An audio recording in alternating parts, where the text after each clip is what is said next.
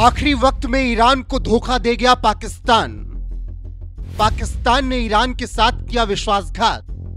पहले कही थी ईरान के साथ खड़े होने की बात, अब अपनी ही बातों से पलट गया पाकिस्तान।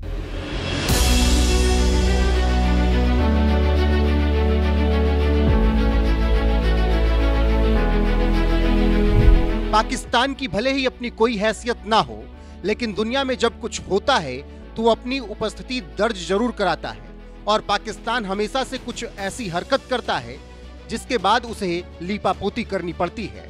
ऐसा ही कुछ पाकिस्तान ने इजराइल ईरान युद्ध के बीच किया।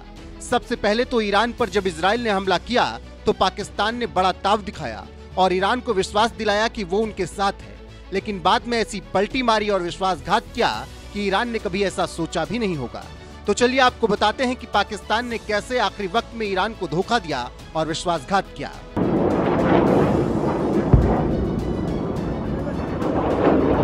पूरा मिडिल ईस्ट इस समय युद्ध का मैदान बन चुका है और ऐसा लग रहा है कि अब यहां से तीसरे विश्व युद्ध का जन्म होने वाला है। ईरान और इजराइल आमने सामने हैं, वहीं दूसरी तरफ रूस और यूक्रेन भी पिछले कई सालों से युद्ध के मैदान में है। इसके अलावा अमेरिका ने भी खुले तौर पर इजराइल का साथ देने का ऐलान कर दिया और यूक्रेन का साथ तो वो पहले से देता ही आ रहा है। इधर सभी इस्लामिक देशों के साथ चीन ने ईरान पर इजरायली हमले की सख्त आलोचना की। अब ये सब चल ही रहा था कि इसी बीच पाकिस्तान भी बड़े ताव में आ गया। पाकिस्तान के रक्षा मंत्री ख्वाजा आसिफ ने पाकिस्तानी सदन में बड़े ताव और जोश के साथ भाषणबाजी की और कह दिया कि इजराइल ने ईरान, यमन और फिलिस्तीन को निशाना बनाया है। अगर मुस्लिम देश अब भी एकजुट नहीं हुए तो हर किसी का यही हश्र होगा। बेहद जोशीले अंदाज में ख्वाजा आसिफ ने पाकिस्तानी नेशनल असेंबली में ईरान के साथ खड़े होने की कसम भी खाई।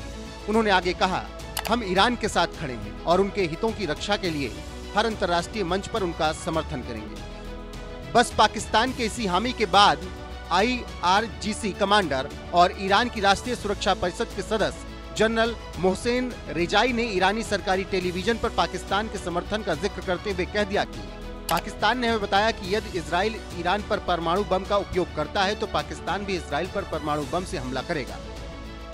ईरान की तरफ से इतना कहना था कि यह खबर आग की तरह पूरी दुनिया और सोशल मीडिया पर फैल गई।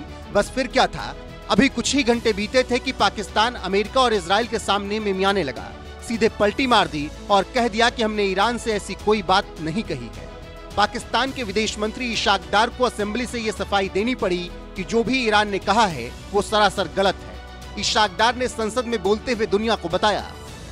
सोशल मीडिया पर एक वीडियो वायरल हो रहा है जिसमें एक ईरानी जनरल को यह कहते हुए दिखाया गया कि अगर इजराइल ईरान पर परमाणु हमला करता है तो पाकिस्तान भी इजराइल पर परमाणु हथियारों से हमला करेगा। यह गैर जिम्मेदाराना और झूठी खबर है। तो इस तरह से पाकिस्तान ने इजराइल पर परमाणु हमले की बात को सीधे नकार दिया, और नकारे भी क्यों ना।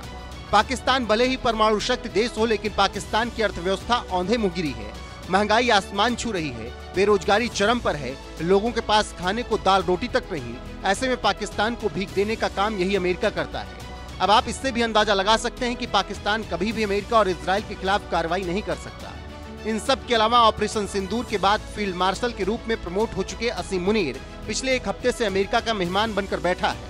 ट्रंप की मेहमान नवाजी का लुत्फ उठा रहा है और अमेरिका एक ऐसे धार्मिक कट्टरता फैलाने वाले और भारत के खिलाफ जहर उगलने वाले असीम मुनीर को पिछले एक सप्ताह से अपने पलकों पर बैठाया हुआ है। ये वही अमेरिका है जो एक तरफ कट्टरता और आतंकवाद के खिलाफ भाषण देता है, वहीं दूसरी तरफ पाकिस्तान के लिए हमेशा खड़ा रहता है और आसिम मुनीर जैसे कट्टर मानसिकता वालों की मेहमान नवाजी करता है। अब आप इसे अमेरिका का दोगलापन नहीं कहेंगे तो फिर क्या कहेंगे?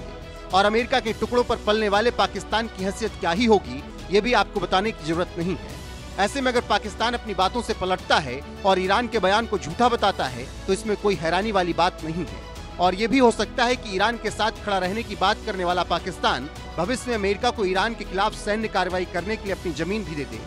क्योंकि अगर अमेरिका पाकिस्तान को पुचकार रहा है, आतंकवाद के खिलाफ पाकिस्तान की पीठ थपथपा रहा है, आसिम मुनीर की मेहमान नवाजी कर रहा है, तो ये सब ऐसे ही नहीं हो रहा है। इसके पीछे अमेरिका की एक सोची समझी साजिश है। इसीलिए पाकिस्तान हमेशा वही करेगा जो अमेरिका चाहेगा। तो इस तरह से आप समझ सकते हैं कि पूरी दुनिया में एक वर्चस्व की लड़ाई है। अब देखना होगा कि आगे क्या कुछ होता है और कौन सा देश किसका साथ देता है। वैसे आप इस मामले पर क्या कुछ कहेंगे, कमेंट करके हमें जरूर बताएं।